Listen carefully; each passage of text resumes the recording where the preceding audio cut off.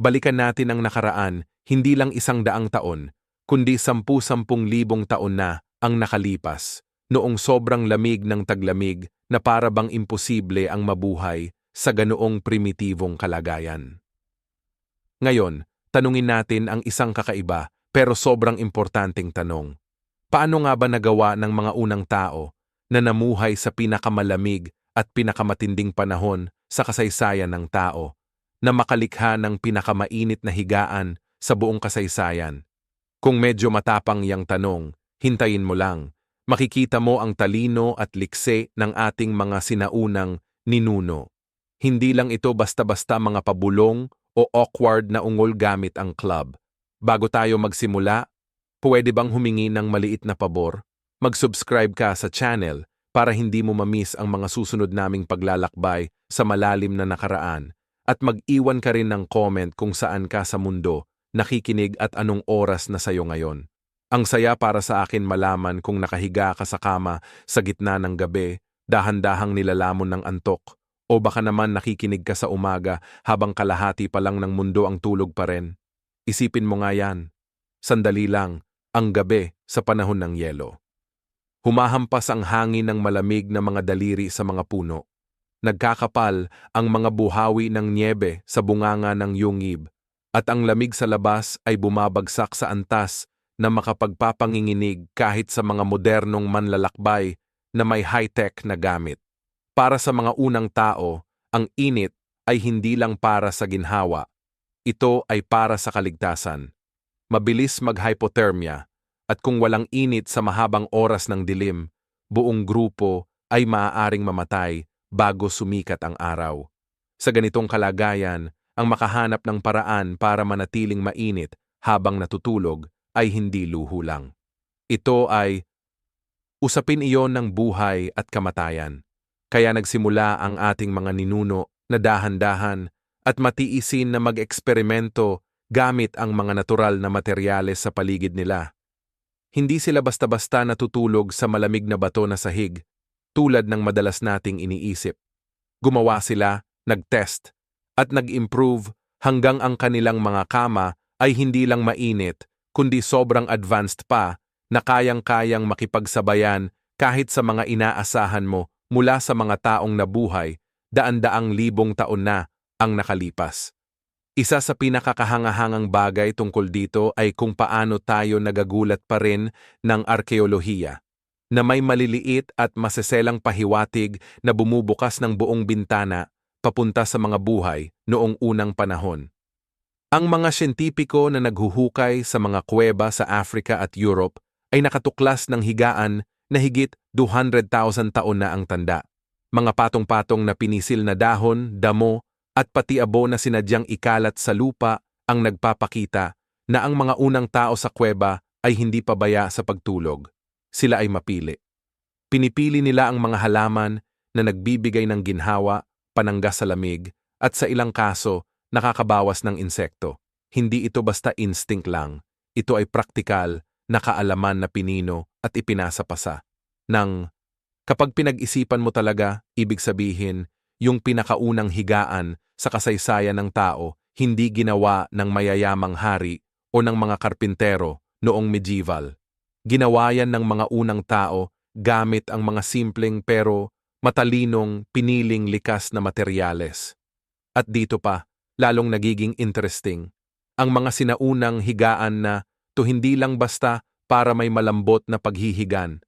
May layers yan na ginawa para makahuli ng init, pigilan ng basa, at iwasan ang mga peste. Sa mga lugar tulad ng Border Cave sa South Africa, may nakita ang mga arkeologo na bakas ng riverbed. Mga halaman na may natural na kemikal na panlaban sa insekto na hinabi sa mga patong ng higaan na higit 200,000 taon na ang tanda. Maisip mo yan? Bago pa man tayo nakalikha ng spray laban sa lamok, pinipili na ng mga ninuno natin ang mga halaman na nagpapalaya sa mga lamok at kuto para hindi sila istorbohin sa gabi. Nagbibigay ito ng bagong respeto sa mga taong iyan. Masyado nating minamaliit sila. Hindi sila basta-basta nakikibaka lang, nanginginig sa dilim. Sila ay mga inhinyero ng kaginhawaan.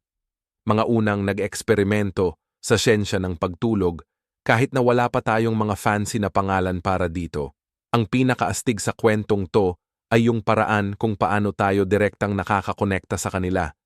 Kasi kung iisipin mo, ano pa rin ba ang hinahanap natin ngayon kapag panahon na para magpahinga? Init, ginhawa, proteksyon, at yung kapanatagan na hindi ka maistorbo habang natutulog. Ang pinagkaiba lang, ngayon meron na tayong memory foam at central heating. Pero pareho pa rin ang mga pangunahing pangangailangan. At ang nakakabilib na naisip ng mga unang tao kung paano matugunan yung mga pangangailangang yun gamit lang ang damo, balat ng hayop, at ang tamang pagkakaayos sa paligid ng apoy. Hindi lang basta kahanga-hanga. Nakakababa ng ego.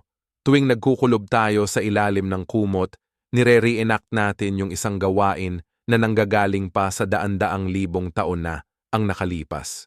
Isang tahimik na tradisyon ng init at pagtitiis na tumulong sa paghubog kung sino tayo bilang isang species.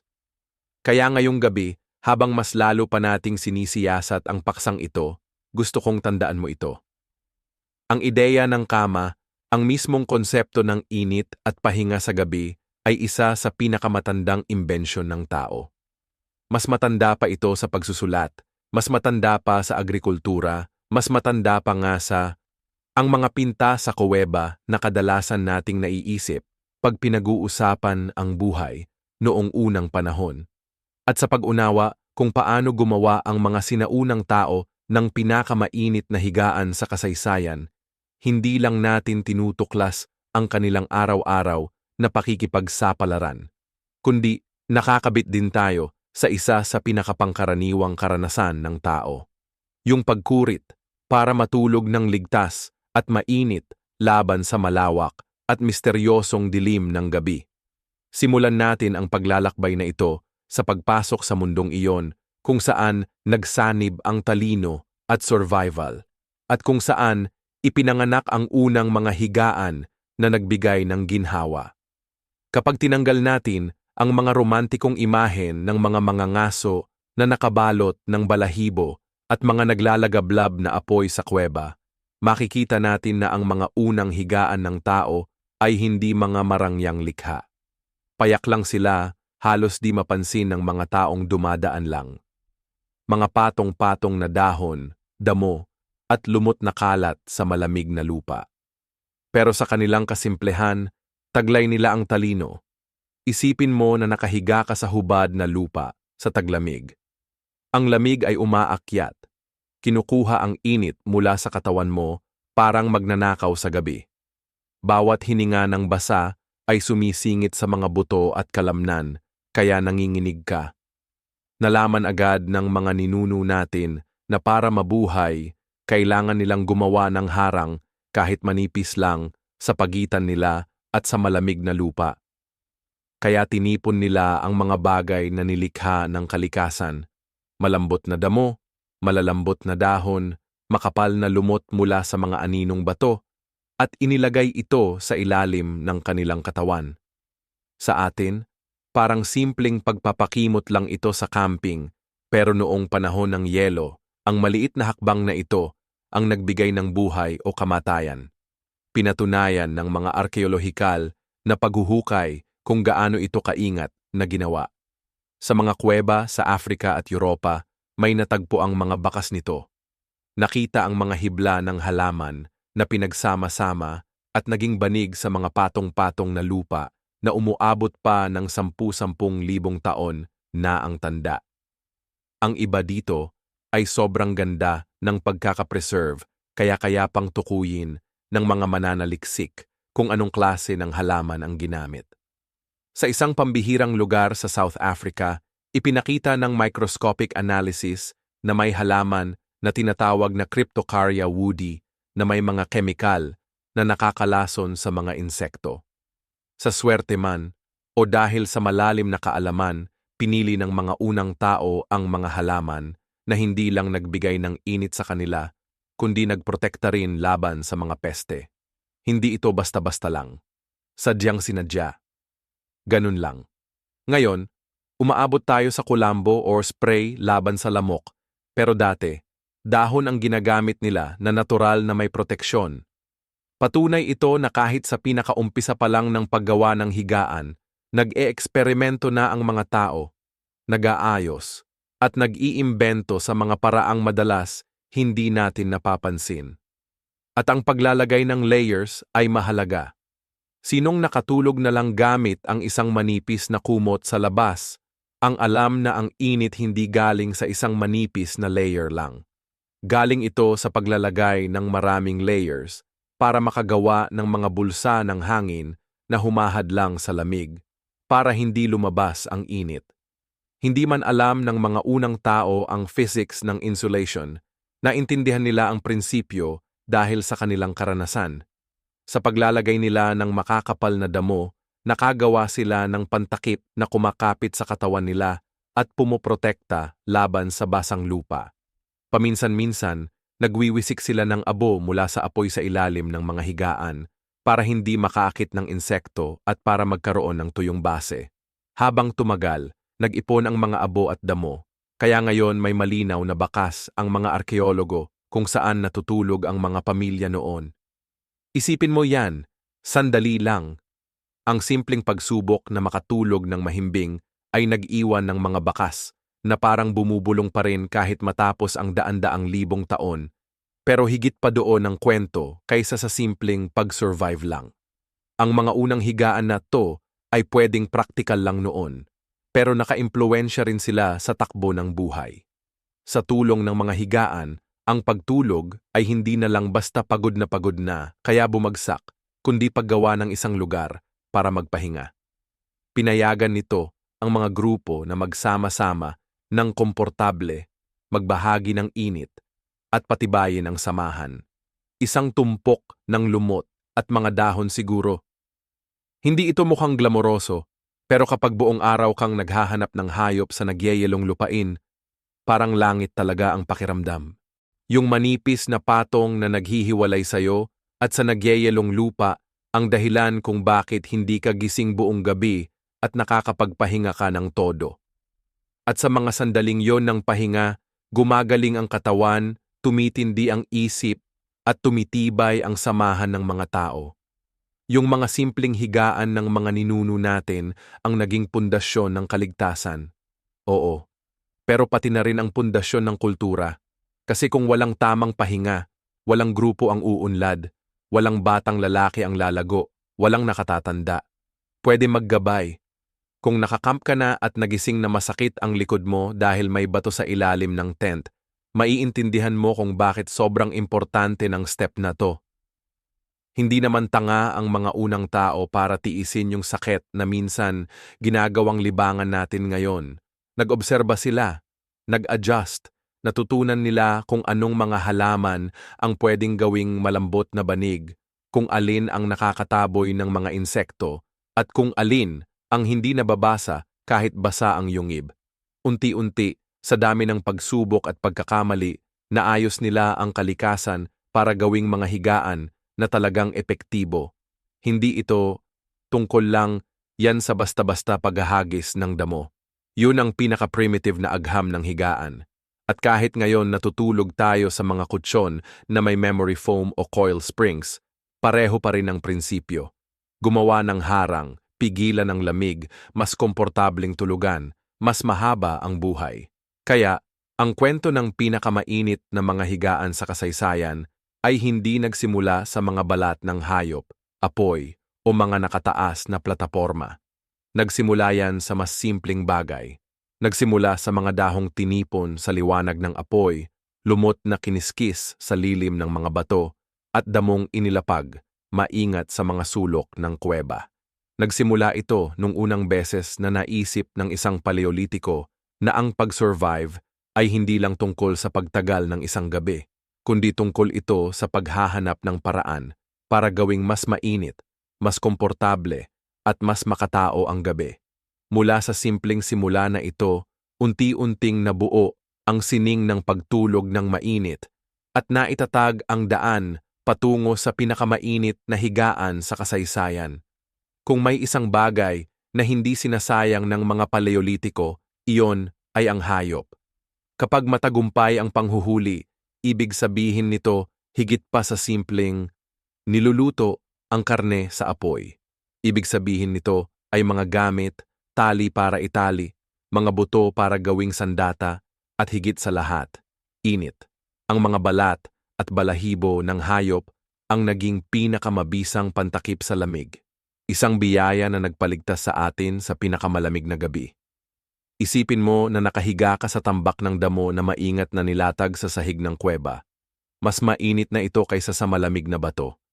Pero kapag naglatag ka ng makapal na balahibo dito, malambot, makapal, at may bahagyang amoy ng pangangaso, nakagawa ka ng isang bagay na higit pa sa simpleng higaan. Ikaw ay gumawa ng portable na pugon. Hindi lang nagbibigay ng ginhawa ang balahibo.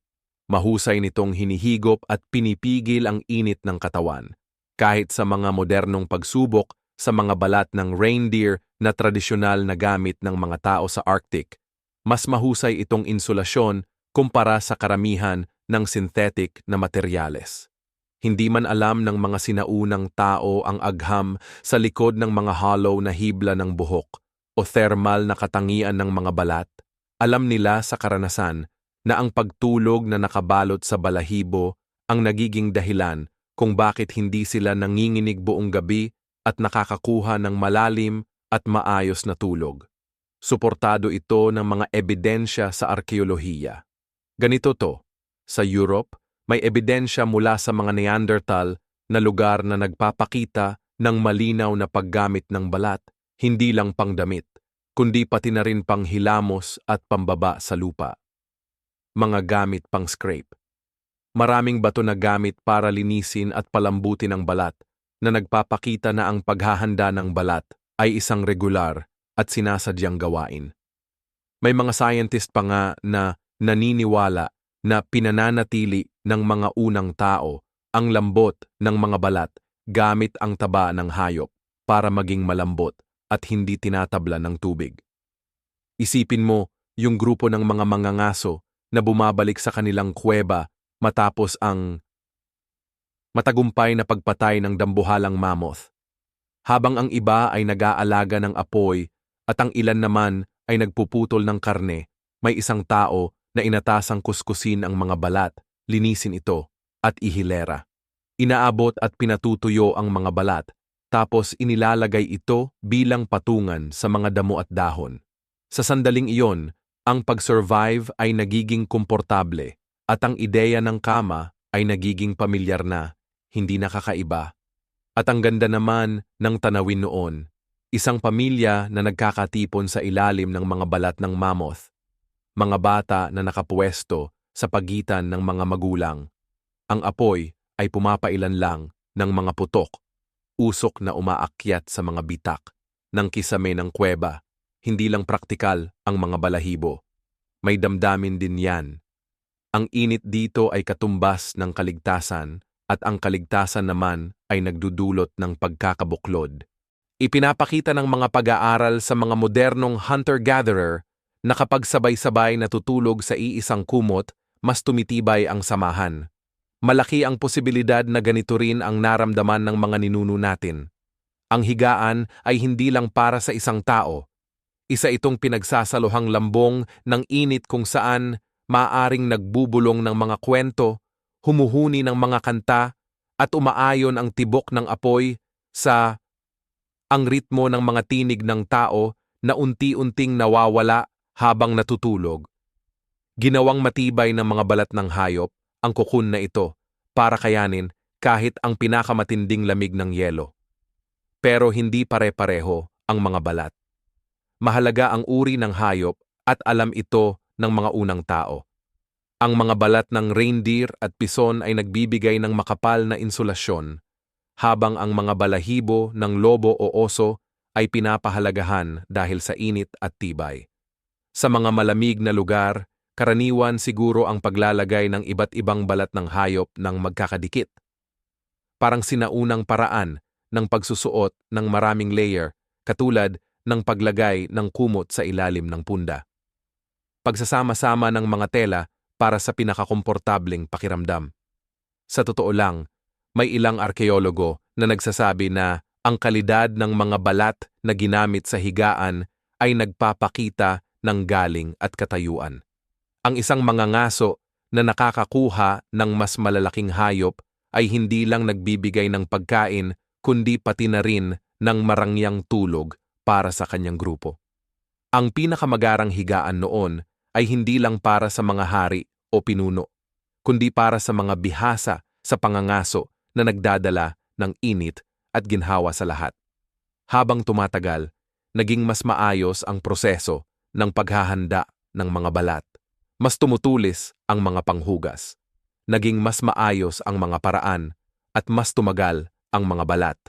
Nagsimulang dalhin ng mga unang tao ang mga ito mula sa isang lugar papunta sa iba, tulad ng pag-roll ng sleeping bag ngayon. Mahalaga ang madaling dalhin.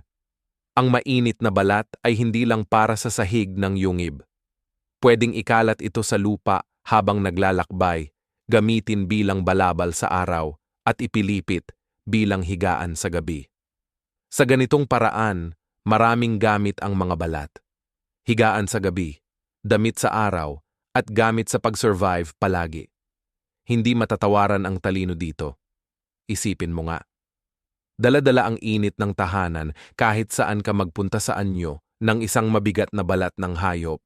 Kaya, habang umuusad ang kwento ng mga maiinit na higaan, malinaw na ang mga balat ng hayop ay hindi lang basta palamuti sa higaan. Sila ang puso nito. Kung wala sila, ang mga damo at dahon ay limitado lang ang kayang ibigay na init. Pero kapag nandyan sila, ang init ay naging sagana, madaling dalhin, at halos maluho kumpara sa malamig at malupit na mundo sa labas. Ang pinakamainit na mga higaan sa kasaysayan ay hindi lang tambak ng mga halaman. Sila ay mga layered na sistema na tinatapos ng mga balahibo, malambot at nag-i-insulate, na naging mga kanlungan ang mga kuweba.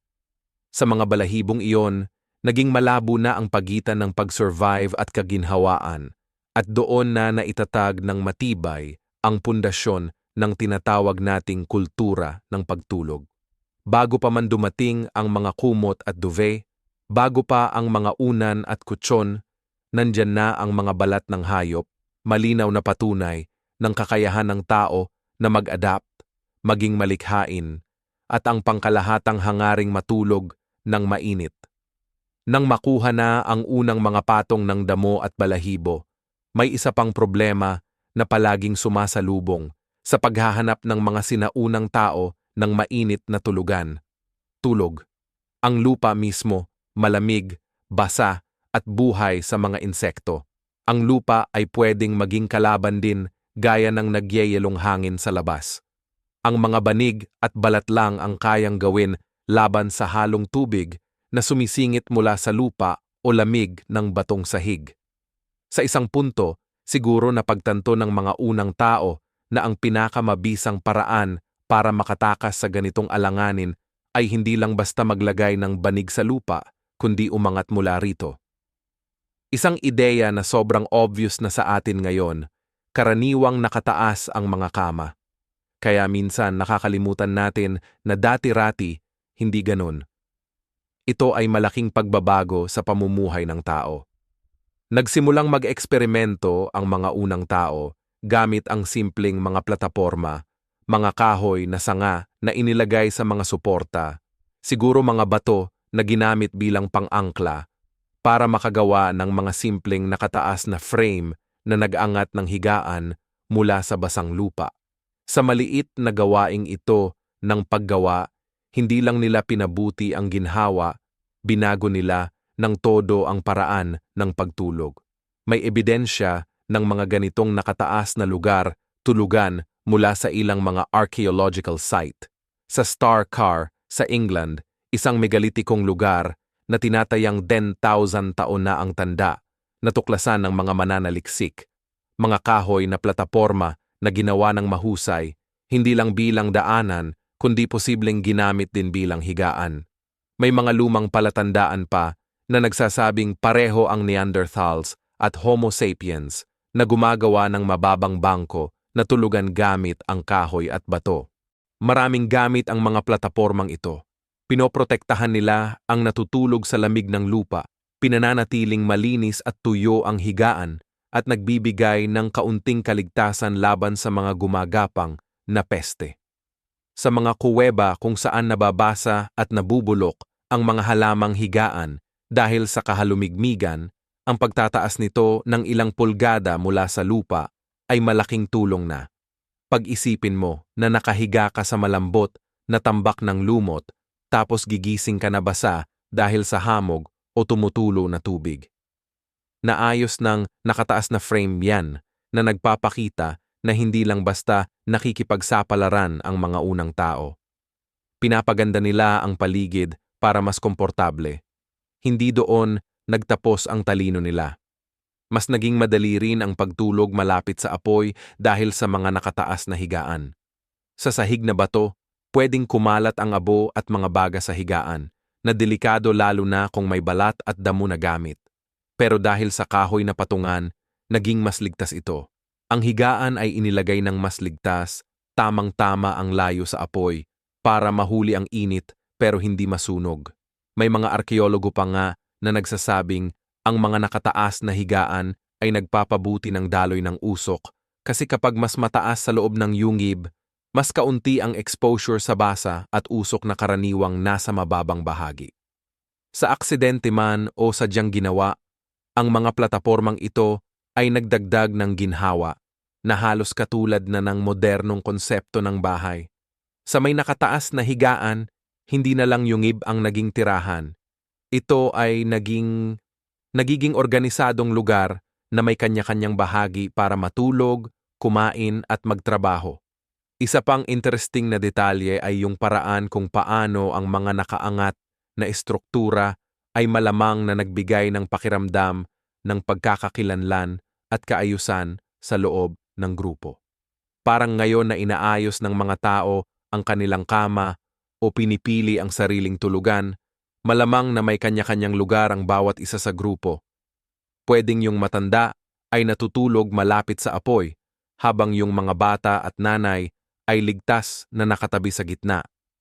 Yung mga nakaangat na higaan, pwede pa ngang nagkaroon ng hierarchy ng init depende kung sino ang natutulog kung saan. Ang pinakamahihina ang nakakakuha ng pinakamagagandang pwesto. Napansin ng mga arkeologo na nag-aaral ng pagkakalagay ng mga patong ng higaan sa ilang yungib na may mga pattern na nagpapakita ng sinadyang ayos. Yung dati akala mo kalat lang na mga natirang halaman ay mga piling lugar pala na hinati-hati, parang mga primitive na kwarto. Sa pag-angat ng kanilang mga higaan mula sa lupa, hindi lang nila nilutas ang pisikal na problema. Binibigyan din nila ng hugis ang kultura, binibigyan ng sariling lugar at halaga ang pagtulog sa araw-araw na buhay. Modernong eksperimento. Sinubukan ng mga arkeologo na buuin muli ang mga simpleng higaan na ito gamit lang ang mga kasangkapang meron noong sinaunang panahon. Nakakagulat ang resulta dahil epektibo ito. Isang simpleng frame na gawa sa matitibay na sanga na tinali gamit ang mga litid ng hayop, tapos nilagyan ng mga patong-patong na hinabing damo at balat ng hayop, ang nagiging higaan na hindi lang mainit kundi sobrang komportable pa. May mga mananaliksik na natulog sa mga ginawa nilang ganito at nag-ulat na mas gising at presko sila pagkagising kumpara sa pagtulog gamit ang mga modernong camping mats. Parang sa paghahanap nila ng init, yung mga unang tao, natuklasan nila ang mga prinsipyo ng ergonomics at insulation na ginagamit pa rin natin hanggang ngayon. At kahit na hindi man panalo sa design awards ang kanilang mga kama sa showroom, ito ay mga praktikal na obra na ipinanganak mula sa pangangailangan. Kaya ang kwento ng maiinit na kama ng mga unang tao ay umusad pa dito. Mula sa mga tambak ng damo at balat ng hayop, naging mas sopistikado ang mga ito. Totoong mga kasangkapan na kahit pa medyo primitive na itataas mula sa lupa, mas ligtas, mas malinis, at mas malapit sa apoy. Ang mga kama na ito ang nagpalit ng gabi-gabing pahinga sa isang bagay na kahalintulad ng kaginhawaan na alam natin ngayon. Ngayon.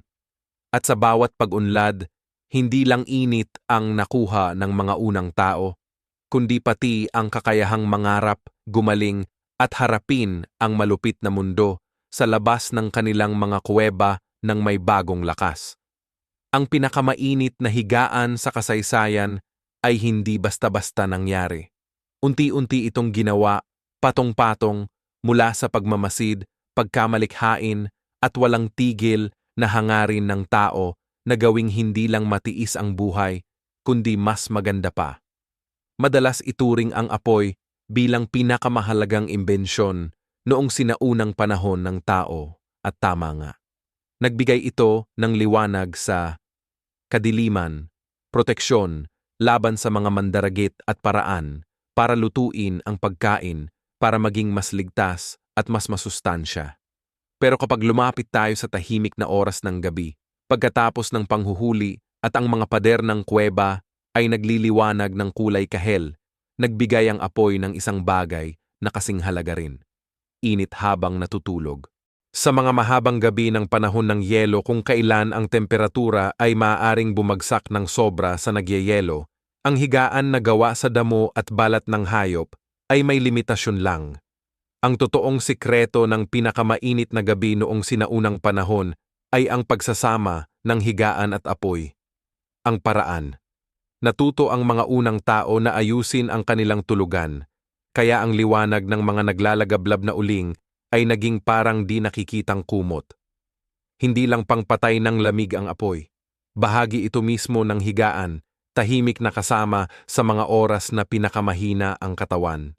Ipinapakita ng mga arkeolohikal na pag-aaral sa mga lugar ng Neanderthal at mga unang Homo sapiens ang matalinong balanse kung paano nagsasabay ang apoy at higaan. Madalas, may mga bakas ng abo sa loob ng mga kuweba na napapalibutan ng mga materyales sa pagtulog na nagpapakita na pinapailawan at inaalagaan ang apoy malapit sa lugar kung saan natutulog ang mga tao. Mukhang pabaya to sa atin, yung isipin na mga tuyong damo ang tatamaan ng mga nag-aapoy na siga. Pero ang mga unang tao, hindi sila basta-basta nagpapaapoy ng apoy nang walang ingat. Nakagawa sila ng mga paraan para kontrolin ang apoy at mga baga. Isa sa mga paraan nila ay ang pagkalat ng abo sa ilalim ng higaan na hindi lang nagpapainit ng lupa, kundi pumipigil din sa mga naglipa ng siga at nakakabawas ng mga insekto. Gumagawa rin sila ng mga apoyan na mababaw lang ang hukay sa sahig ng kuweba, minsan nilalagyan ng mga bato para kontrolado ang init. Inaayos nila ang mga higaan sa tamang layo. Sapat lang para maramdaman ang init pero hindi masyadong malapit para hindi mapanganib. Nakatago sa bawat kisap ng apoy. Isang maselang balanse ito, pero nagpapakita ng maagang galing sa pag-aayos ng kapaligiran at mahalaga ang tamang posisyon. Sa maraming kuweba, ang mga tulugan ay nakalagay ng paikot sa isang palibot sa gitna ng apoy, parang mga sinag ng gulong. Ang mga pamilya at grupo ay nag-aayos ng posisyon para lahat ay maramdaman ang init ng apoy, lalo na ang mga batang mahina at matatanda na inilalagay pinakamalapit sa liwanag. Ang apoy ay naging sentro hindi lang ng araw-araw na gawain, kundi pati ng pagtira tuwing gabi, naglalabas ng init na nagbibigay buhay. Ang init na lumalabas para sa lahat ng nakapaligid. Madaling maisip ang mga tunog, ang pagputok-putok ng kahoy, ang paminsang pag-pop ng dagta, ang mabagal na paghinga ng mga natutulog na nakabalot sa mga balat. Lahat ay nakapaloob sa tuloy-tuloy na sayaw ng apoy. Hindi lang ito praktikal, kundi isang malalim na pagkakaisa, isang gabing paalala na ang pag-survive ay isang bagay na pinagsasaluhan kung saan ang apoy ang sentro. Hindi rin pwedeng balewalain ang psychological na ginhawa na dulot ng apoy habang natutulog. Ang dilim noong sinaunang panahon ay hindi lang kawalan ng liwanag. Ito ay buhay. May panganib. May mga mandaragit na naglalakad-lakad at ang mga ungol ng mga lobo o anino ng malalaking pusa ay nakakatakot. Ang apoy ang nagsilbing hadlang, isang nagliliwanag na pader ng kaligtasan na umaabot sa gabi. Hindi lang pisikal ang init nito. Pinapakalma nito ang isip, kaya nakakatulog ang mga tao ng mas mahimbing at hindi gaanong kinakabahan. Ipinapakita ng mga modernong pag-aaral sa mga pangangaso at tagapag-ipon tulad ng Hadza sa Tanzania na ang pagtulog sa tabi ng apoy ay may dalawang benepisyo pa rin. Pinapanatili ng init ng mga uling ang katawan na relaxed at ang liwanag nito ay nagbibigay ng pakiramdam ng kalmadong pagbabantay. Ang ating mga ninuno. Nadidiskubre natin ngayon gamit ang neuroscience na ang init at seguridad ang pundasyon ng mahimbing na tulog. Pero kailangan maingat na alagaan ang apoy buong gabi. Hindi lang basta sindihan at kalimutan. Kailangan may nagpapalitan na nag-aalaga sa mga nagliliyab na uling. Dahan-dahang nagdadagdag ng kahoy habang natutulog ang iba. Dahil sa sabayang responsibilidad, lahat sa grupo ang nakikinabang para walang gising na nagyayelo sa kalagitnaan ng gabi. May mga palatandaan pa nga sa ilang archaeological sites na may mga pangalawang pugon na pinananatili. Matagal na nag-aapoy ng dahan-dahan, hindi lang basta apoy pangluto, kundi parang kasama sa pagtulog. Mga apoy na ginawa talaga para magbigay init. Ang ganitong klaseng espesyalisasyon nagsasabi ng isang mahalagang bagay. Ang higaan at apoy naging sistema na talagang bahagi na ng araw-araw na buhay, kaya iniaayos ng mga tao ang kanilang routine based dito. Kaya sa kwento ng pinakamainit na higaan sa kasaysayan, ang apoy ang malaking tulong. Ang damo at balat ang nagsilbing insulasyon. Ang mga nakataas na higaan, iniiwasan ang lambot, pero ang apoy ang nagbibigay buhay sa lahat ng iyon. Binago ang karanasan sa pagtulog mula sa simpleng pag-survive tungo sa pagiging komportable. Kung walang apoy, palaging panandalian lang ang init, madaling kinukuha ng hangin ng taglamig. Pero dahil sa apoy, ang mga higaan naging mga kanlungan, mainit at maliwanag na paraiso sa malamig at walang katapusang gabi noong unang panahon.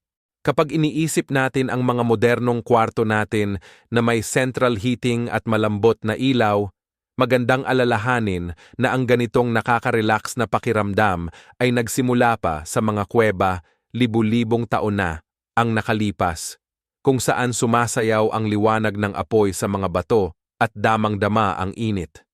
Dahan-dahang sumisilip ang mga uling sa unang mga higaan.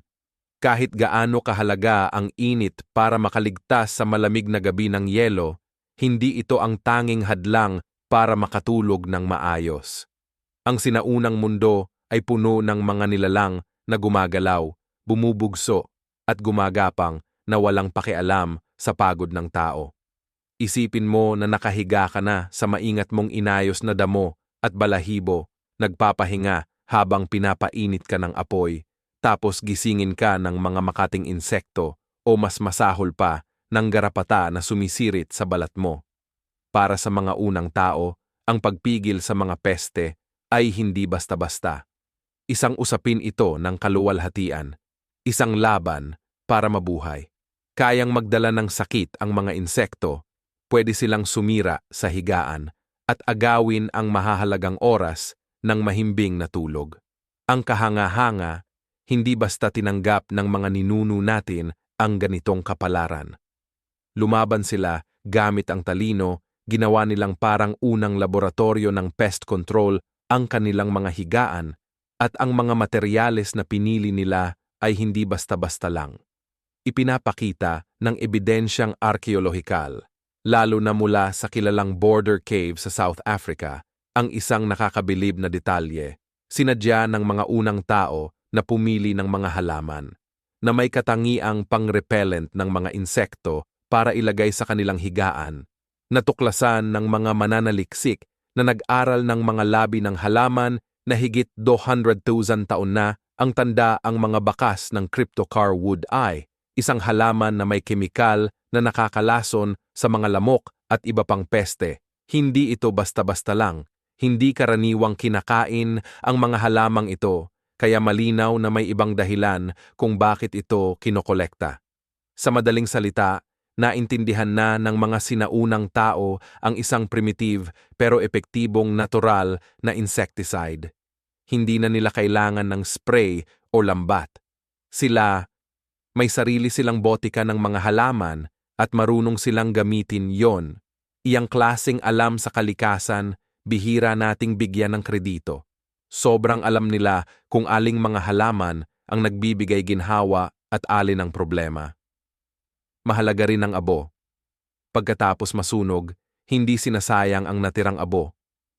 Iwinakal ng mga sinaunang tao sa ilalim at paligid ng banig para magkaroon ng tuyong at malinis na patong na may iba't ibang gamit.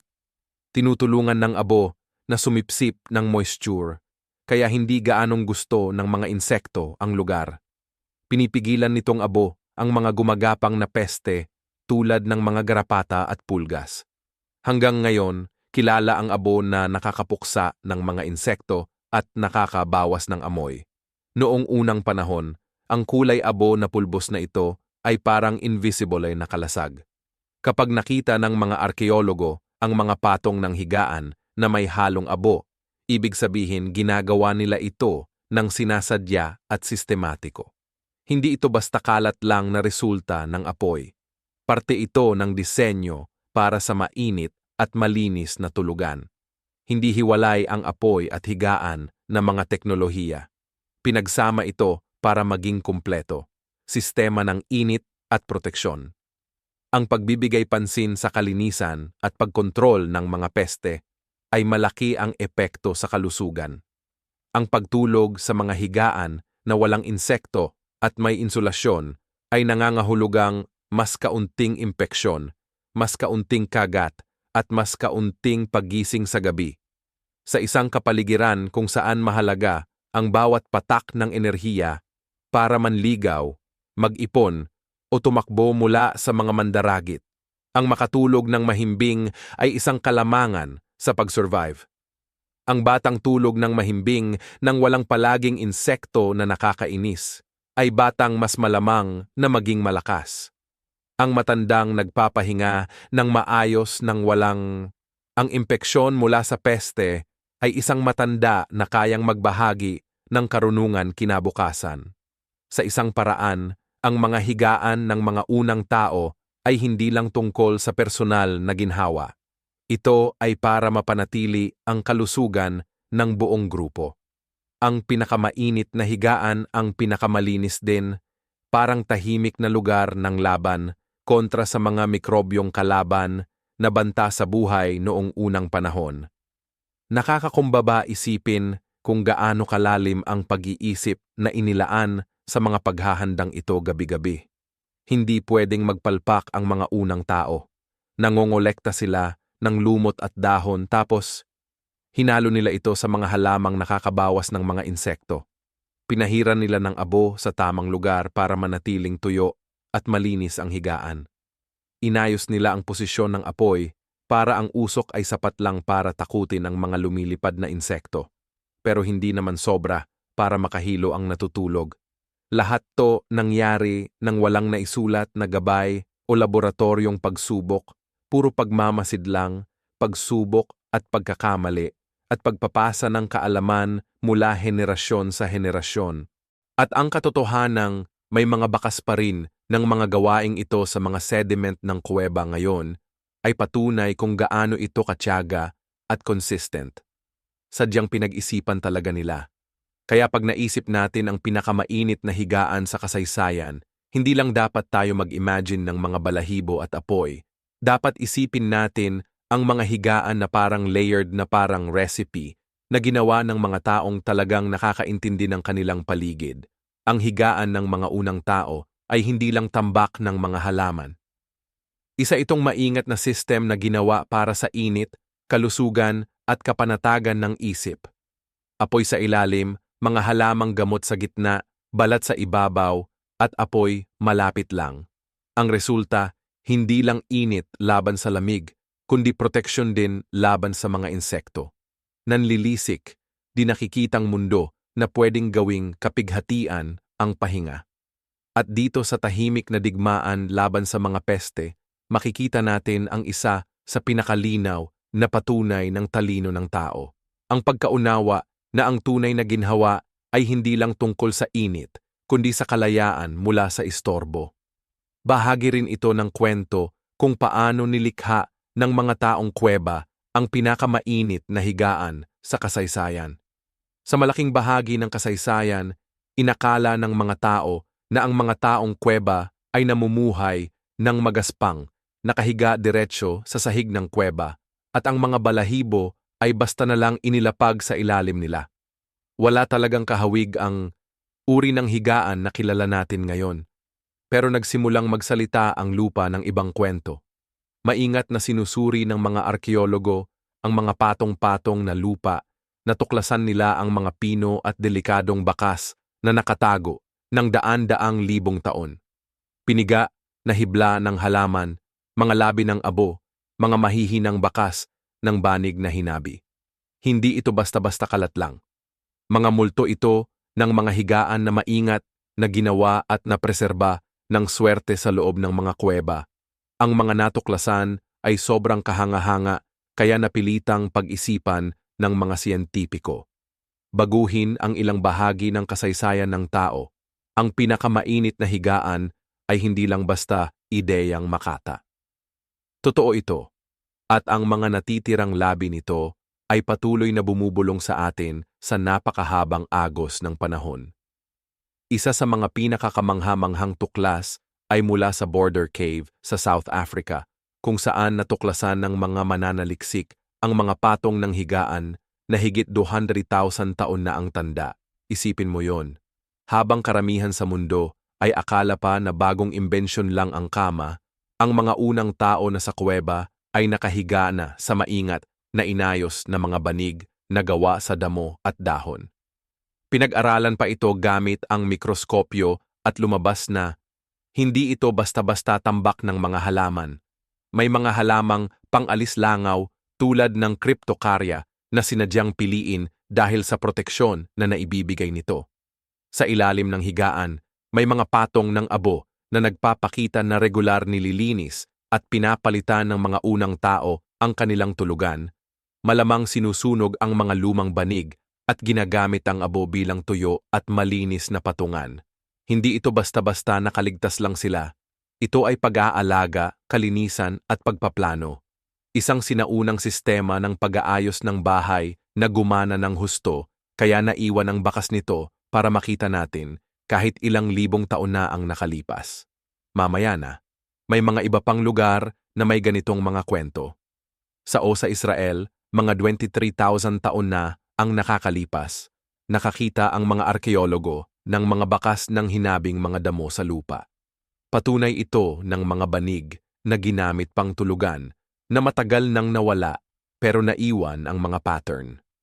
Sa mga kuweba sa Europa, ang mga pinagsama-samang damo kasama ng mga bato na gamit at pugon ay nagpapakita na ang pagtulog sa banig ay karaniwang gawain, hindi kakaibang kultura.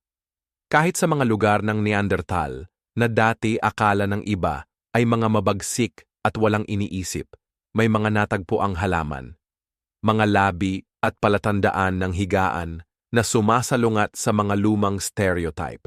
Sa isang partikular na nakakatuwang kaso, may nahanap na mga tira ng dahon ng juniper, isang halaman na panlaban sa mga insekto, nakaakibat ng mga lugar na tulugan. Ang mga tuklas na ito ay nagpapakita ng isang malinaw na katotohanan. Kahit saan man nagpunta ang mga tao at ang kanilang mga kamag-anak, dala nila hindi lang mga kagamitan at apoy, kundi pati ang kaalaman kung paano gumawa ng mainit, malinis at komportableng lugar para magpahinga. Ang nakakabilib sa mga natuklasan na ito ay dahil sa kanilang kahinaan. Ang mga halaman at hibla ay kadalasan nawawala. Mabilis na nagkabulok at nagiging lupa ng walang bakas. Para tumagal ang higaan hanggang makita natin ito, kailangang magkatugma ang mga pambihirang pangyayari. Pinreserba ng mga patong ng abo ang mga bakas ng halaman. Pinanatiling tuyo ng kondisyon sa kuweba para hindi mabulok ang mga hibla. Sa ilang pagkakataon, mabilis na natabunan ng mga sediment ang mga lugar na pinagtulugan, parang mga time capsule na nakasil. Bawat piraso na dumating sa atin ngayon ay isang himala ng konserbasyon. Isang manipis pero makapangyarihang linya na nag-uugnay sa atin sa mga ninuno na ang mga tinig ay nawala na. Isipin mo yan, pwede kang pumasok sa yung kuweba kung saan natutulog ang mga tao noon. 200,000 taon na ang nakakaraan. Sa ilalim ng mga paa mo, nandun pa rin ang mga bakas ng kanilang higaan. Parang naaabot mo talaga ang kanilang mga pangarap, ganoon kalapit ang arkeolohiya. At sa bawat tuklas, mas lumalalim ang pagkakaintindi natin sa buhay noong unang panahon. Hindi sila basta napapagod at nahihiga lang sa batong walang kwenta. Sila ay mga planner at tagapagtayo, gumagawa ng mga kuweba na parang bahay na may kanya-kanyang lugar, maayos na pugon at layered na higaan. May ebidensya pa nga na nililinis nila ang paligid. Pagkatapos nila, sinusunog nila ang lumang higaan at pinapalitan ng bagong materyales. Ang ganitong klase ng pag-aalaga ay nagsasabi sa atin ng mahalagang bagay tungkol sa araw-araw na gawain. Hindi basta-basta lang ang tulog, ito ay mahalaga. Pinamamahalaan ito ng maingat para masigurong makakaligtas. Kung minsan ay pinapalambot mo ang unan o iniikot ang kutsyon para maging komportable, sumusunod ka sa tradisyong mas matanda pa sa sibilisasyon mismo, na katulad ng ginagawa ng mga unang tao na nagpapalit ng mga dahon at abo sa kanilang higaan, ang mga bagong tuklas sa arkeolohiya. Paalalahanan tayo na ang init at pahinga ay hindi luho na nilikha lang ng makabagong panahon. Ito ay mga pangunahing pangangailangan ng tao na kinilala at hinangad mula pa noong simula ng ating lahi. Hindi lang basta nakaligtas ang mga sinaunang tao sa matitinding klima. Gumamit sila ng mga paraan para makuha ang pinakamainit na tulog na kaya sa sitwasyon.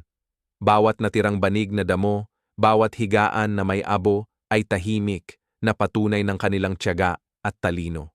Hindi lang nito ipinapakita kung saan sila natutulog, kundi kung paano. Kung gaano nila pinahahalagahan ang pahinga. Gaano ito kahalaga sa lahat ng ginagawa nila. Kung wala ang mga higaan na ito, wala sanang mga pangangaso, paglipat-lipat ng tirahan o sining na iginuhit sa mga kuweba. Ang init at tulog ang pundasyon ng lahat ng tagumpay ng tao. At sa wakas, napatunayan ito ng arkeolohiya. Matagal nang itinuturing ang mga Neanderthal na clumsy na kamag-anak ng mga modernong tao. Nanginginig sa loob ng mga kuweba habang ang Homo sapiens ay naglalakad ng matatag patungo sa sibilisasyon. Pero habang mas maraming ebidensya ang natutuklasan ng mga arkeologo, lalong humihina ang ganong pananaw. Ang lumang stereotype ay nananatili. Lalo na ang gamit sa pagtulog ang naging malaking pahiwatig sa pagbabago ng kwentong iyon. Parehong Neanderthals at mga unang Homo sapiens ang gumawa ng mga lugar-tulugan na may mga patong-patong na halaman, balat ng hayop at abo. Pareho silang nag-ingat para hindi makapasok ang mga peste at pareho nilang naintindihan ang kahalagahan ng pagiging mainit sa mahahabang taglamig. Ang tanong, hindi kung gumawa ba ng maiinit na higaan ang Neanderthals. Gumawa sila. Ang tanong ay kung paano nagkakaiba ang kanilang mga paraan sa atin at kung alin sa kanila ang talagang may kalamangan pagdating sa ginhawa. Tulog. Ang nakakagulat na sagot ay sa maraming paraan, maaaring kasing talino o mas matalino pa ang mga Neanderthal sa kanilang mga paraan para maging mainit ang kanilang higaan. Halimbawa, sa mga natuklasan sa Shanidar Cave sa Iraq, isang lugar na kilala sa ebidensya ng mga libing ng Neanderthal. Kasama ng mga gamit at mga pugon, may mga natagpuang mga halaman na nagpapakita na sinadyang inilagay sa mga lugar kung saan sila naninirahan at natutulog. Hindi ito mga tira-tirang pagkain. Mukhang kinolekta ito para gawing higaan at marahil pa. Para rin sa simbolikong dahilan. Sa El Salt, Spain, may mga site ng Neanderthal na nagpapakita ng paulit-ulit na patong ng abo na hinaluan ng mga gamit sa higaan. Isang malinaw na tanda ng sinadyang paglilinis at pagpapalit, katulad ng nakita natin sa Border Cave kasama ang Homo sapiens. Ang regular na pag-aalaga na ito ay nagpapahiwatig na hindi pabaya ang mga Neanderthal sa kanilang tulugan. Pinahahalagahan nila ang kalinisan, init at proteksyon. Naiintindihan nila na ang maayos na higaan ay nangangahulugang mas magandang pagkakataon ng survival. Kaya't malayo sa pagiging mabagsik, sila ay mga maayos at maingat na tagapangalaga ng kanilang tahanan. Ang Homo sapiens naman mukhang mas pinalevel up ang mga betting strategies nila pagdating sa iba't ibang klase at pagiging madaling dalhin. Sa mga lugar sa Africa, mas diverse ang pagpili ng mga halaman at mas malakas ang ebidensya na gumagamit sila ng partikular na mga halaman na pangtaboy ng insekto. May mga arkeologo na nag-aakala na dahil sa mas malawak na social networks at malalawak na paglalakbay ng Homo sapiens, mas marami silang nalaman tungkol sa kalikasan at mas marami silang nasubukang gamit na pantakip o pantulog habang nadidevelop ang mga bagong environment. Madadala pa nila yung mga balat ng hayop nila. Ang rolled bedding ay nagpapakita ng lifestyle na madalas gumalaw, kaya kailangan ng tulugan na madaling ipak at dalhin. Ang mga Neanderthal naman ay mas nakatigil sa isang lugar, malamang mas nakatuon sa pag-ayos ng mga espasyong tinutuluyan nila ng mas matagal. Hindi ito tungkol sa talino, kundi sa paraan ng pamumuhay. Parehong species ang nag-solve ng parehong problema sa magkaibang, pero pantay na matalinong paraan. May isa pang interesting na tanong tungkol sa apoy. Parehong Neanderthals at Homo sapiens ang gumamit nito para painitin ang kanilang mga tulugan, pero may ibang detalye pa tungkol dito. Ipinapakita ng ebidensya na mas umaasa ang mga Neanderthal sa nag-aalab na uling na nananatiling mainit buong gabi, habang ang mga Homo sapiens naman ay gumagawa ng maraming maliliit na apoy sa paligid ng mga natutulog na grupo. Parang maliit lang ang pagkakaiba, pero sinasabi nito kung paano nila pinaghahatian ang init. Sa yungib ng Neanderthal, isang malaking apoy ang sentro at nakapalibot dito ang mga higaan sa isang bilog na parang komunidad. Sa grupo naman ng Homo sapiens, ang init ay nahahati sa ilang maliliit na lugar, kaya mas flexible sila. Mga ayos, at marahil mas mataas na kaligtasan laban sa aksidente. Wala sa dalawang sistema ang mas maganda ng ganap, pero bawat isa ay sumasalamin sa uri ng pamumuhay ng grupo. Ang isa ay mas sentralisado, ang isa naman ay mas kalat-kalat. Ang mas malawak na larawan ay nagpapakita na pagdating sa init at pagtulog, hindi pala inferior ang mga Neanderthal tulad ng dating iniisip. Gumawa sila ng mga higaan gamit ang abo at mga halaman. Inalagaan nila ang kanilang mga lugar at nagtipon-tipon sa paligid ng mga apoy na may kasing siguradong pag-aalaga tulad ng ating mga ninuno. Ang tunay na pagkakaiba ay maaaring hindi sa mga higaan mismo, kundi sa paraan ng naipasa ang kaalaman. Mas malaki ang social networks ng Homo sapiens, mas maraming koneksyon sa pagitan ng mga grupo, kaya mas mabilis at mas malawak na kumalat ang mga ideya tulad ng paggamit ng halamang ito laban sa mga insekto o paggawa ng higaan sa ganitong paraan. Ang mga Neanderthal na may mas maliliit na grupo at hindi gaanong gumagalaw ay maaaring kasing galing din sa pag-imbento, pero kulang sila sa abot para maipamahagi ng malawakan ang mga ideyang iyon. Sa isang paraan, hindi ito tungkol sa kung sino ang mas mainit matulog. Ang mahalaga ay kung sino ang mas epektibong nakapagbahagi ng paraan para maging mainit. Kaya, kapag naiisip natin ang pinakamasasarap na higaan sa kasaysayan, tayo Hindi dapat isipin na ang mga Homo sapiens ay komportableng nakayakap habang nanginginig sa sahig ang mga Neanderthal. Parehong eksperto sa paghahanda ng higaan ang dalawang species. Pareho nilang naintindihan ang maselang balanse ng mga halaman, balat ng hayop, apoy at abo. Kung anuman, ang kwento ay hindi tungkol sa pagiging higit, kundi sa pagkakatulad. Dalawang klase ng tao na pinaghiwalay ng pinagmulan, pero pinag-isa ng parehong laban gabi-gabi, laban sa lamig. Pareho silang nanaginip sa init, nakabalot sa balahibo at liwanag ng apoy, nagpapatunay na ang paghahanap ng ginhawa ay hindi lang atin, kundi isang bagay na pinagsasaluhan. Ang pamana na umaabot pa sa sinaunang panahon. Kapag naiisip natin ang mga kama ngayon, kadalasan iniisip natin ito bilang isang pribadong lugar, espasyong para sa atin lang, o baka kasama ang kapareha, pero pagmamay-ari pa rin ng isa. Pero noong unang panahon, bihira ang mga kama na para sa isang tao lang.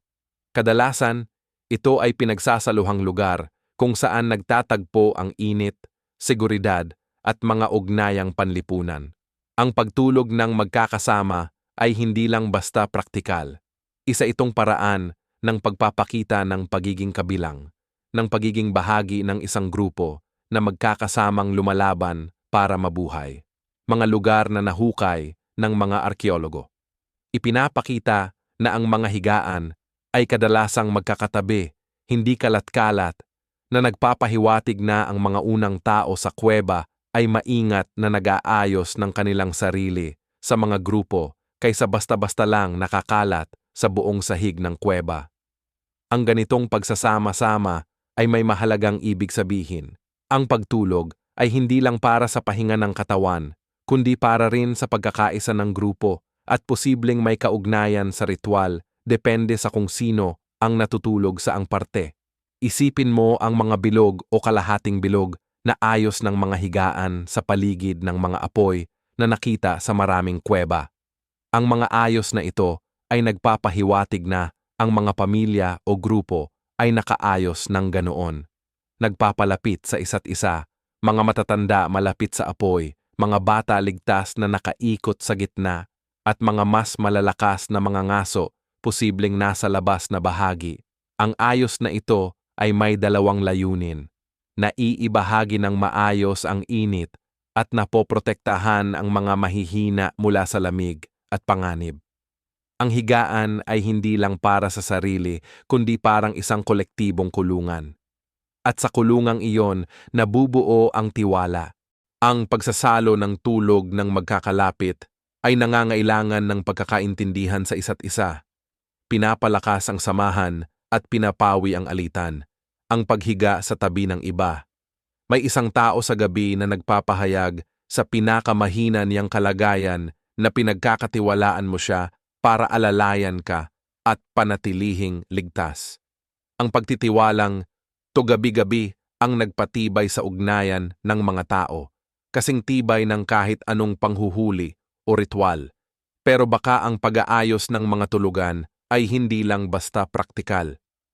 Sabi ng ilang antropologo, ang pagkakalagay ng mga tao sa mga grupo-grupong ito ay maaaring may simboliko o ritual na kahulugan. Sa Shanidar Cave, kung saan may mga labi ng Neanderthal na nilibing na napapalibutan ng mga bulaklak at mga palatandaan ng ritual, malamang na may kahulugan din ang mga tulugan na malapit doon. Nagpapakita ito ng mga espiritual na alalahanin. Siguro, inihimlay ang mga patay sa mga lugar kung saan natutulog dati ang mga buhay, na parang pinagsama ang linya ng pang-araw-araw na pahinga at walang hanggang pahinga. Sa iba pang pagkakataon, ang maingat na paglalagay ng higaan at abo na paulit-ulit sa iisang lugar ay nagpapahiwatig na ang mga lugar na ito ay naging sagrado, mga lugar na hindi lang nauugnay sa init, kundi pati na rin sa pagpapatuloy, alaala at pagkakakilanlan. Ang pagbabalik gabi-gabi sa parehong higaan ay nagpapalalim ng koneksyon sa grupo at sa nakaraan. Ang ritual, sinusuportahan din ng modernong halimbawa ang aspeto ng pagtulog na ito. Maraming grupo ng mga mangangaso at tagapag-ipon ngayon ang tinitingnan ang mga ayos ng pagtulog bilang simbolo ng pagkakamag-anak. Sa mga hadza ng Tanzania, halimbawa, nagsasama-sama ang mga pamilya sa paraan na nagpapakita ng kanilang ugnayan sa araw-araw. Ang mga bata, magulang at lolo't lola ay magkakadikit, habang ang mga pagkakaibigan at alyansa ang nagdidikta kung saan ilalagay ang iba pa sa paligid. Malaki ang posibilidad na ganito rin ang naramdaman ng ating mga sinaunang ninuno, na ang init ng kama ay hindi lang pisikal, pero puno ng damdamin, may lalim ng kahulugan kung sino ang kani-kanino. Ang kama ang naging gabi-gabing ensayo ng mga papel sa lipunan, isang tahimik na ritual na nagpapatibay ng mga ugnayan na nagpapanatiling buhay sa grupo. At saka, nandyan ang usapin ng pagkakalapit. Sa kama nagsisimula ang paglaki ng pamilya, dito nabubuo ang mga relasyon ng magkasintahan at dito inaalagaan ang mga bata. Ang init mula sa mga balahibo at apoy ay hindi lang para sa pisikal na kaligtasan, kundi para rin sa emosyonal na espasyo ng lambing. Sa init na iyon, nabubuo ang mga bagong henerasyon. Mga kwento ang binubulong at mga tradisyon ang naipapasa. Hindi lang ito pagtulog. Pahinga lang. Dito nabuo at naipasa ang kultura. Tuwing gabi, sa ilalim ng mga balat ng hayop at sa liwanag ng mga nagbabagang uling, nagsasagawa ang mga grupo ng ritual na mas matanda pa sa kahit anong relihiyon. Humihiga ng magkakasama, pinipikit ang mga mata, at nagtitiwala na darating ang bukang liwayway. Kaya pag iniisip natin ang pinakamainit na higaan sa kasaysayan, hindi lang dapat natin isipin ang maayos na pagkakaayos ng mga halaman, abo at balat. Dapat nating isipin ang mga bilog ng tao na nagkakaisa, hindi lang dahil sa liwanag ng apoy, kundi dahil sa tiwala, ritual, at pagkakakilanlan na pinagsasaluhan. Ang higaan ay hindi lang basta higaan. Sentro ito ng buhay sosyal. Tahimik na entablado kung saan nagaganap ang pamilya, komunidad, at maging ang espiritualidad. Kapag pumasok ka sa init na yon, para kang pumasok sa pagiging kabilang. At sa panahon ng yelo, ang pagiging kabilang ay kasing halaga ng apoy mismo. Pag pinag-uusapan natin ang mga taong kuweba, kadalasan ang kuweba ang nagiging background lang, halos klise na. Iniisip natin ang mga aninong kumikislap sa mga pader, mga simpleng guhit sa ibabaw ng apoy, at mga taong nakabalot sa mga balahibo. Pero ang mga kuweba ay hindi lang basta dramatiko. Sila ay mahahalagang kagamitan sa laban para sa init. Matagal bago pa man, sa insulation, heating systems, o arkitektura, ang mismong lupa ang nagsilbing kanlungan sa anyo ng bato. At ang mga kanlungang ito ay may mga katangiang perfect para pagtulugan. Ang mga bato sa pader ay sumisipsip at nagpapalabas ng init, kaya napoprotektahan sila mula sa malamig na hangin sa labas, habang ang loob ng yungib ay nananatiling stable ang temperatura kahit na sobrang lamig o init sa paligid. Sa taglamig, mas mainit ang yungib kaysa sa nagyeyelong paligid. Sa tag-init naman, mas malamig doon. Hindi nagkataon lang na napunta ang mga unang tao sa mga yungib. Dinadala talaga sila ng yungib doon.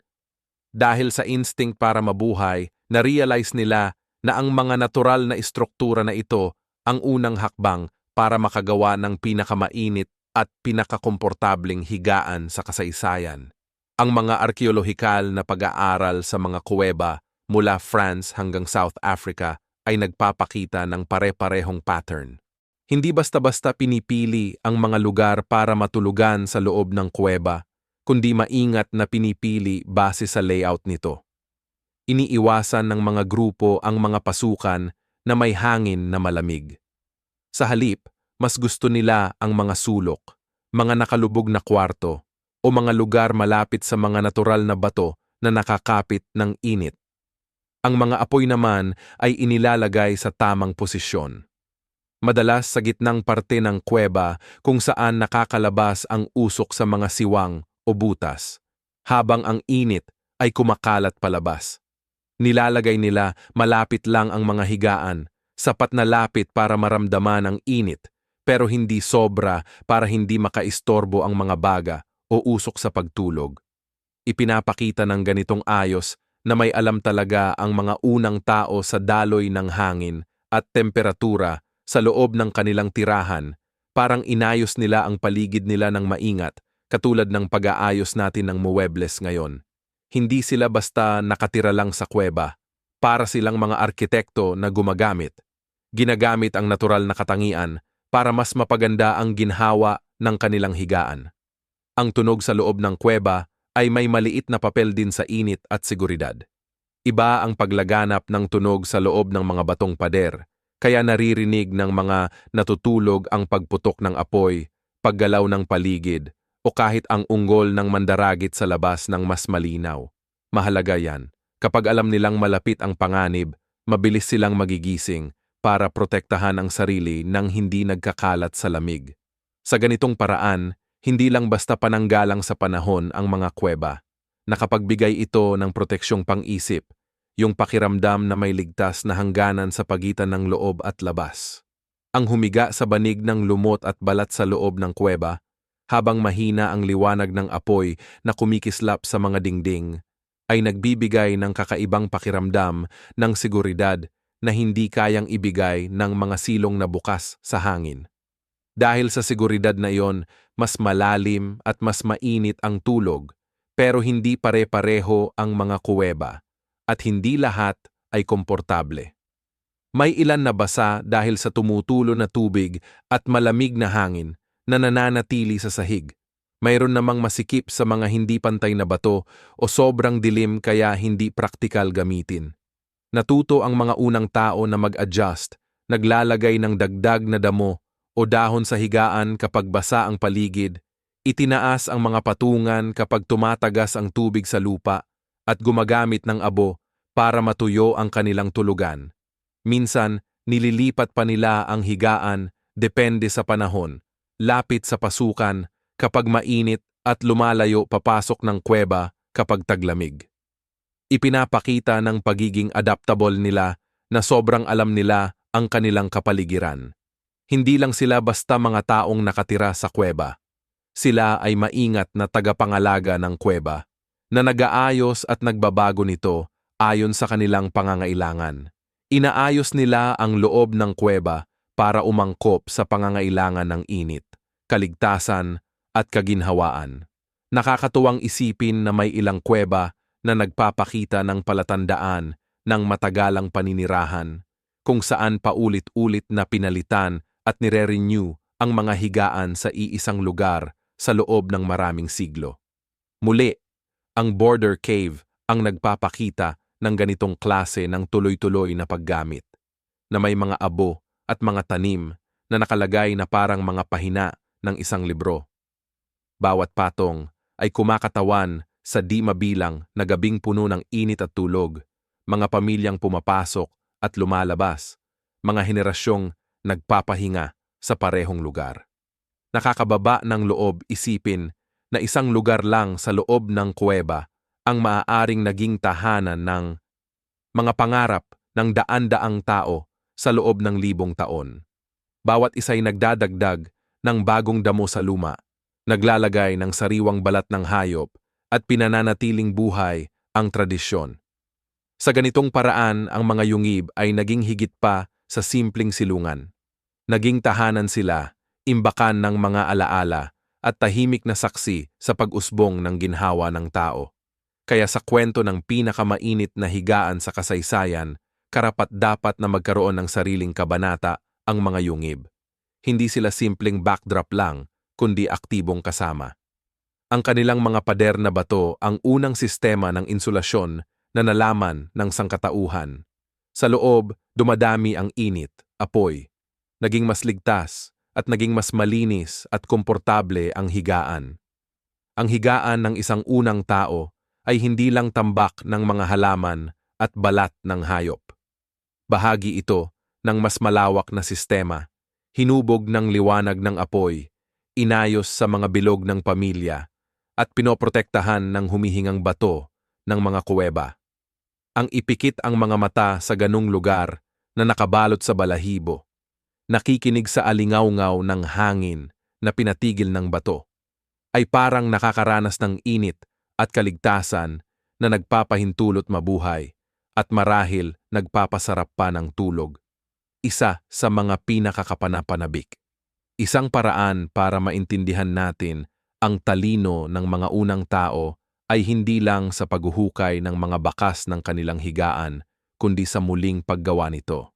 Ang experimental archaeology o ang pagsasanay na muling itayo ang mga sinaunang gamit, tirahan, at araw-araw na buhay gamit ang totoong pamamaraan, ay nagbigay sa atin ng mga kaalaman na hindi kayang ipaliwanag ng mga scientific papers lang.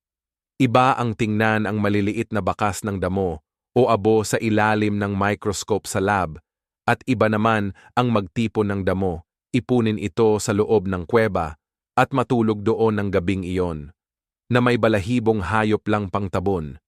Yung mga mananaliksik na gumawa nito ay nakatuklas ng kakaiba. Yung mga higaan ng unang tao, kapag inayos ng tama, hindi lang basta epektibo, kundi nakakatuwang komportable pa nga. Hindi tulad ng karaniwang imahe ng mga sinaunang tao na nakakulubot at naghihirap sa matigas na bato.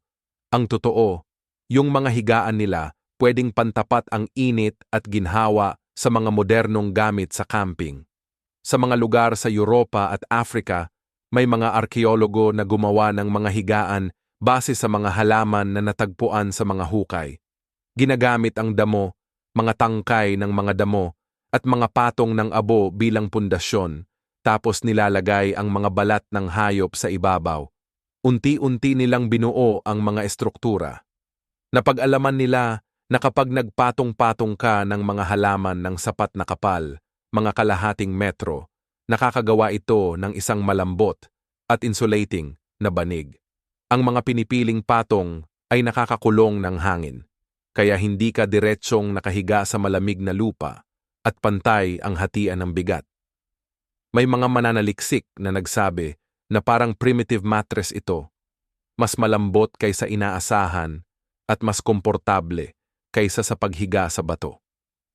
Kapag pinagsama sa mga balat ng hayop, grabe yung epekto.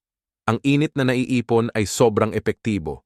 Hanggang minsan, kinailangan pang itulak ng mga researcher yung higaan nila palayo sa apoy para hindi sila matutong mainitan. Oo, tama yan. Pwedeng maging sobrang init din yung higaan noong prehistoric times. Isang katotohanang bumabali sa ideya na yung mga caveman ay nanginginig sa lamig buong gabi. Isang grupo ng mga eksperimento sa South Africa ang umabot pa sa susunod na level, tinahin nila sa higaan yung mga halamang pangtaboy ng insekto tulad ng Cryptocarya woodii. Agad-agad ang naging resulta. Iniiwasan ng mga lamok at iba pang peste yung lugar. Kahit walang modernong pangtaboy ng insekto, ligtas pa rin ang lugar. Pinatunayan ng eksperimentong ito ang mga palatandaan na nakita sa maliliit na bahagi ng halaman. Sadyang pinili ng mga unang tao ang mga halaman para mapabuti ang kanilang tulugan. Para sa mga sayentistang natutulog sa mga ginawang higaan na ito, malaking bagay ang kawalan ng ingay ng mga insekto para magkaroon ng mahimbing at tuloy-tuloy na tulog.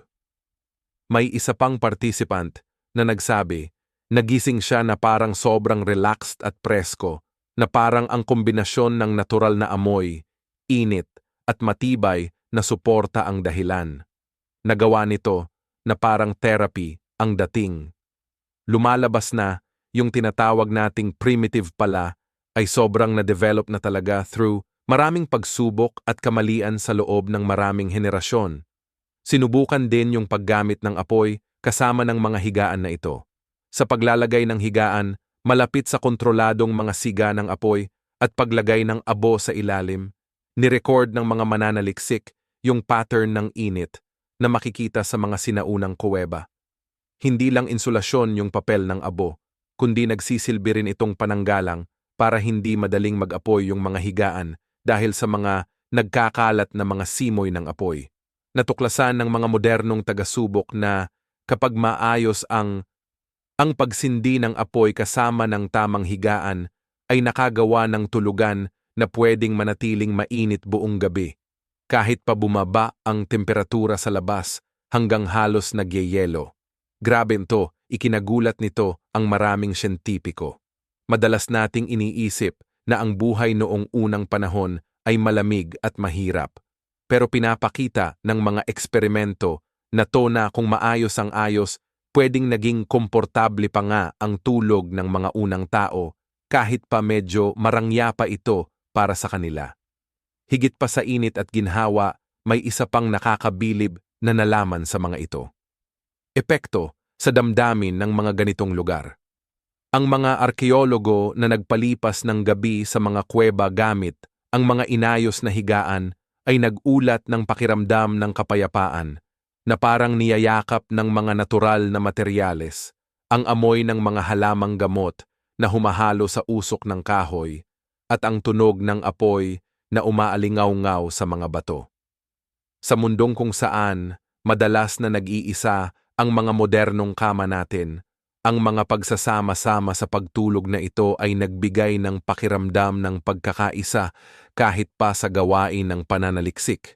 Ang mga kalahok na magkatabi na nakahiga sa mga balahibo ay napansin kung paano nagsasama ang init ng katawan at init ng apoy, na ginagaya ang mga pattern ng pagtulog ng magkakasama. Ng mga sinaunang tao, hindi lang ito basta eksperimento sa insulasyon. Isa rin itong eksperimento sa koneksyon ng tao, at ipinakita nito kung gaano kapangyarihan ang simpleng pagbabahagi ng init, tulog, at ang mga kuweba ay naging likas na mga santuwaryo ng init.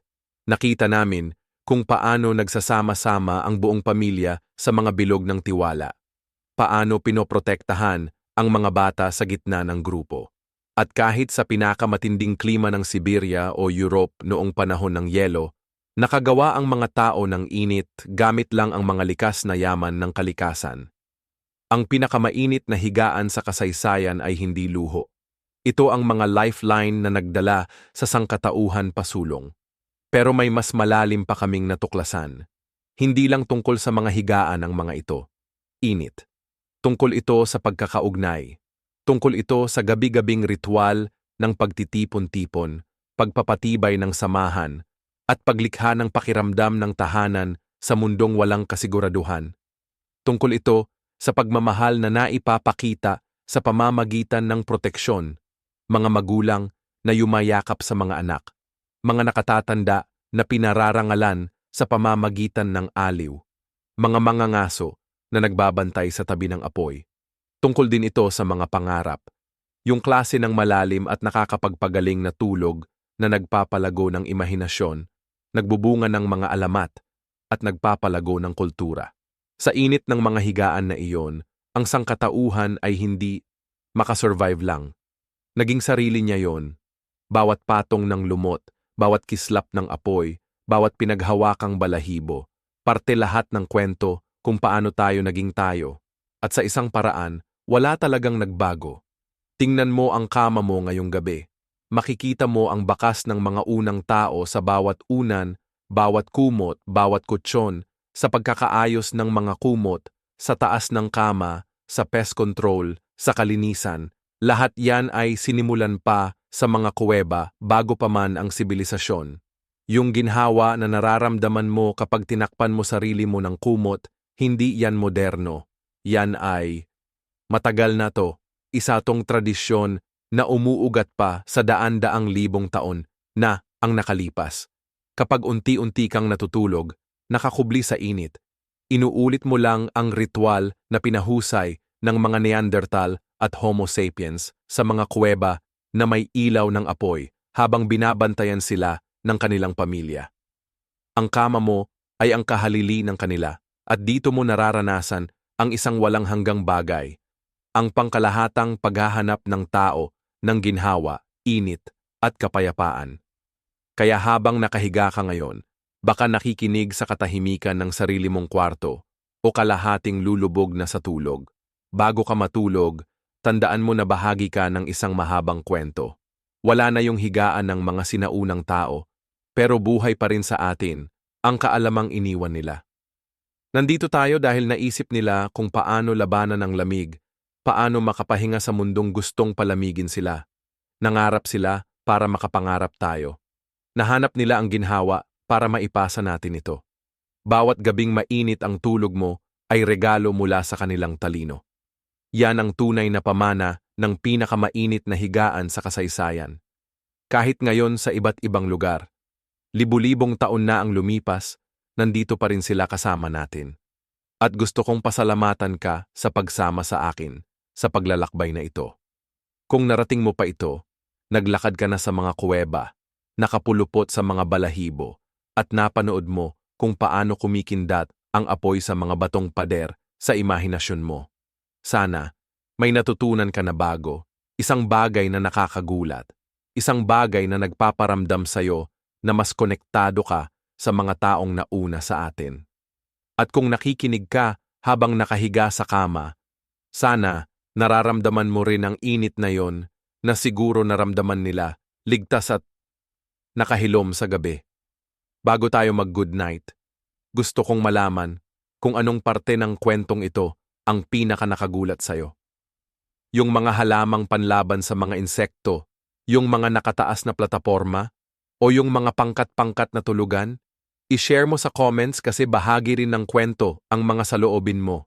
Kaya, dito na tayo magtatapos.